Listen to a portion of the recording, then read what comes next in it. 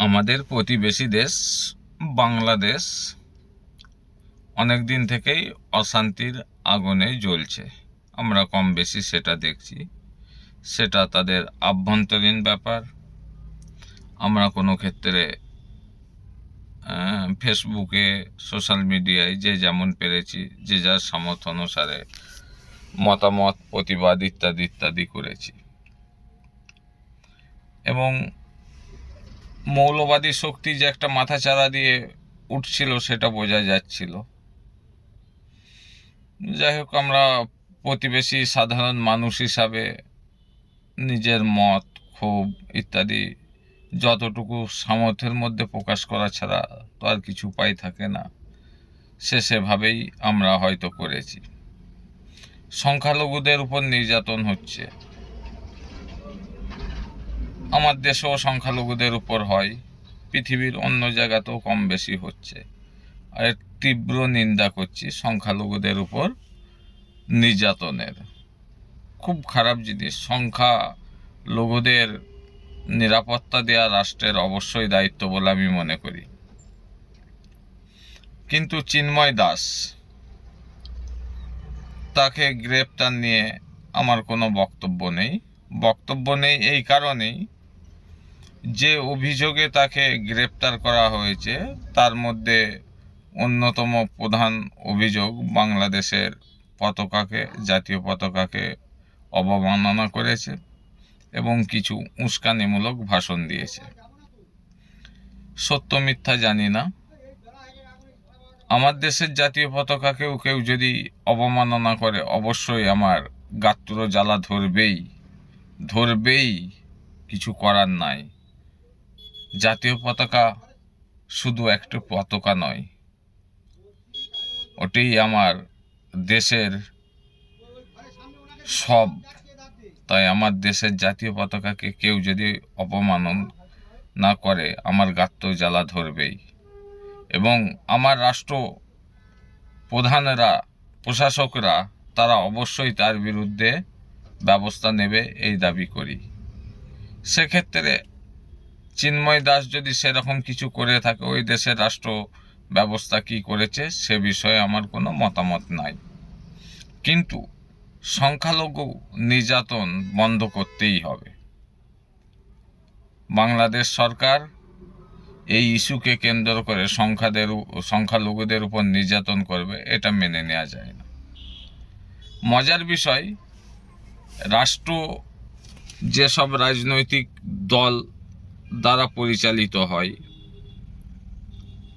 আমার দেশেই বলুন আর বাংলাদেশেই বলুন, এরা এক মজার জিনিস। মানুষকে ধর্মীয় ভাবাবেগে খেলা ধরিয়ে নিজেরা ব্যবসা করে গেল। দেখবেন, আমরা সোশ্যাল মিডিয়ায় দেখতে পাচ্ছি বাংলাদেশের এই পরিস্থিতির জন্য অনেকে মতামত দিচ্ছে, প্রতিবাদ করছে।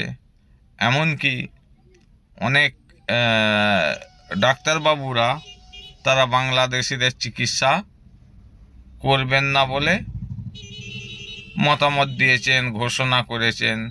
কদিন আগে দেখছিলাম একটা হাসপাতালও বলেছেন বাংলাদেশিদের চিকিৎসা করবে না। ভালো কথা, সেটা তাদের ইচ্ছা। কিন্তু আমরা যতটুকু জানি, যুদ্ধের ক্ষেত্রেও স্বাস্থ্য পরিষেবাকে ছাড় দেওয়া হয়। যখন একটা দেশের সঙ্গে একটা দেশের যুদ্ধ হয়, হাসপাতালে বম-টম মারা চলে না, মানবিকতার বিপক্ষে। তো যারা এখানে চিকিৎসা করাতে আসছে, তারা আসার আগের স্টেপ কোনটা মহাশয়? আসার আগের স্টেপ তো বর্ডার। তাকে ভারতে ঢোকার পারমিশন কে দেবে? ভারত সরকার। তারা ভাষণবাজি করছে, কাজে কিছু করছে না। তারা ভিসা দিয়ে আটকে দিক না, আসবে কি করে? মানে পরিস্থিতি গরম করা কথা ছাড়া এগুলোকে আর কিছু মনে করি না। আমাদের 56 ইঞ্চির বন্ধু আদানি এখনো বাংলাদেশে বিদ্যুৎ সরবরাহ করে বিজনেস করছে, বন্ধ করেনি, করবেও না। কিন্তু আপনাকে আমাকে প্রান্তিক মানুষকে উস্কানি দেয়া হবে। ধনীরা ব্যবসা করে যাবে রাজনৈতিক মদতে, আমাদের রাষ্ট্রনেতাদের মদতে, সাম্প্রদায়িক উস্কানি দিয়ে প্রান্তিক মানুষকে লড়িয়ে দেওয়া হবে। মজার বিষয় হলো বিদ্যুৎ বাংলাদেশ সরকার নাকি শুনছি তারা নেওয়া কমিয়ে দিয়েছে, আজ অর্ধেক করে দিয়েছে। এবিপি আনন্দেরই একটা লিঙ্ক আজ দেখছিলাম।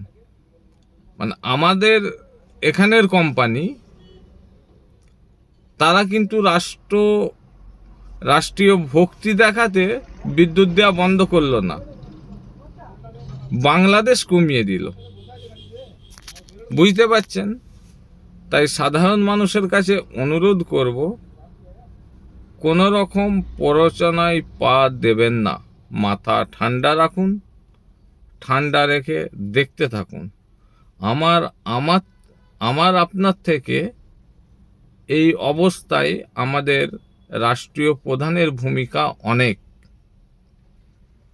সেই দেশের প্রতি আমাদের রাষ্ট্রীয় প্রধান অনেক কিছুই করতে পারেন।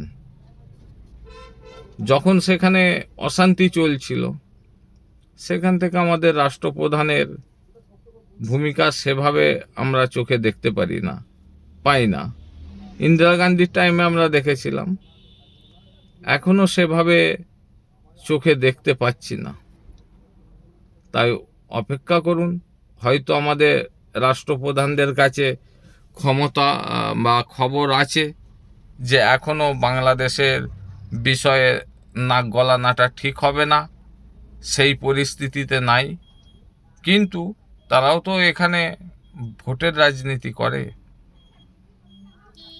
তো এখানে একটু তারা লড়িয়ে দিতে চাইছে হিন্দু মুসলিম করে। বাংলাদেশের পার্শ্ববর্তী যে আমাদের ভারতীয় সীমান্ত এলাকা, কিছুদিনের মধ্যেই তো সব ভোট আসাম টাসামে আছে, 26 আমাদের ওয়েস্ট বেঙ্গলে আছে। নানা রকম ধান্দায় আমাকে আপনাকে লড়িয়ে দেবে।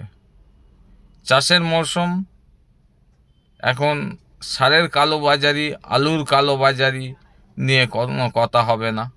দুর্নীতির দায়ে যারা জেলে ছিল তারা সিবিআইয়ের বলুন বা যাই বলুন, তাদের অপদার্থতার জন্য জামিন পেয়ে যাবে। আর আপনি আমি হিন্দু মুসলিম করে মারপিট করে যাব। নিজের ভালো নিজে বুঝতে শিখুন।